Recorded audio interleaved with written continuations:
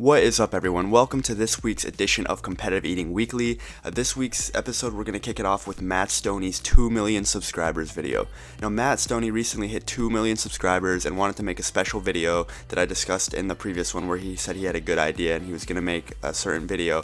And it turns out that he did the durian challenge. Durian is supposed to be one of the smelliest, most distasteful fruits. Personally, I enjoy it. I did a durian challenge myself where I ate over 4 pounds of durian flesh, and Stonie took one bite out of it and got sick to his stomach. I actually think it's really interesting that I could do something a world-class competitive eater cannot, so that is very satisfying to me, that Stonie can only take a couple of bites of durian when I can eat such a large volume of it without getting sick. He gets a bunch of different durian products. He has a wheel, he spins it, whatever it lands on, he eats that product. Now, another interesting thing about this video is that his brother Morgan was featured in the video with him. Everyone loves Morgan being a part of Matt's videos. Morgan came back for Matt's 2 million subscriber video just like he did on the 1 million subscriber video, so they kind of did this challenge together, and Morgan seemed to have tolerated the durian products better than Matt, surprisingly. Overall, it was an entertaining video. So now we're going to move on to Erik the Electric. So there's been a lot going on with Erik Lamkin. So if you guys didn't know, Erik Lamkin started a coaching business about a month ago, and that got a lot of flack and backlash from the community because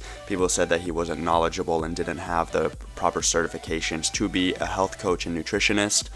His plan is online if you want to check that out and see what he offers and what he charges for that. And I don't know how that coaching business has been going for him. I do hope to get him on an interview soon to talk to him about that and what his thoughts are on that, and for him to clarify anything that people misunderstood about what he's trying to do and his message and his goals.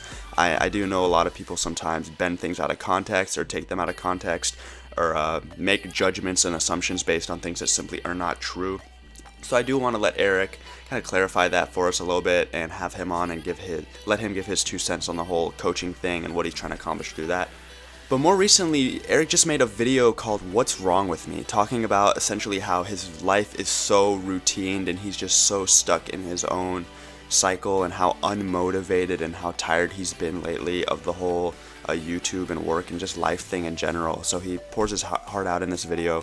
It's a really good video. He talks about how he's been fighting a lot of emotions and he's been suppressing a lot of his negative emotions from the past. And it's a video that I personally can relate to. It was a really good, heartfelt video, and I really did enjoy it. And I do think Erik makes a lot of good points about unrealistic expectations of him as a YouTuber, like the superhuman that can go out and lift weights and ride bikes and eat ginormous amounts of food and just not get tired and just be able to do this day in and day out. But in reality, he's a person like everyone else, and he talked about how he's burnt out essentially. He's tired, he's been doing it so long, it's almost been the only thing that's defining his life at this point, which he doesn't really want that to be the case. So more power to you, Erik. Go do what you want to do. If you need to take a break, he said he wants to take a break, at least to do have a few days to just veg out and do nothing. So if you need a break, take a break. There's nothing wrong with that. Your channel has been very active. You've been doing a lot of crazy stuff lately. Hopefully this break will help him vent and get his mind right and get his head together and come back even stronger than before. Okay, lastly today we're going to talk about Nathan Figueroa. Now Nathan Figueroa, it's been odd, a lot of these competitive eating YouTubers, I mean by a lot I mean 2 specifically, but Nathan Figueroa came out around the same time a few days ago saying that he is unmotivated to make videos as well, which is really surprising because he loves doing videos and he loves videography and all that, but he says he's been unmotivated to do challenges. He is still doing challenges though. He recently did the Ghost Pepper Ramen Challenge and more recently the Chick-fil-A Challenge. He is still keeping up the challenges. I don't know if he's trying to get back into things, what he meant by him being unmotivated in the video. Also, another thing that I want to address is his potential romantic interest. There was a girl named Olivia that came over from Germany, I believe, just to see him, which was really strange, and now he's going to Europe, so I don't know if he's trying to meet up with this girl again or if he's just going just for the heck of it, just for it to be a trip. I don't know what's going on between this. There's been a lot of talk about that being Nate's new girl that he's keeping on the hush-hush.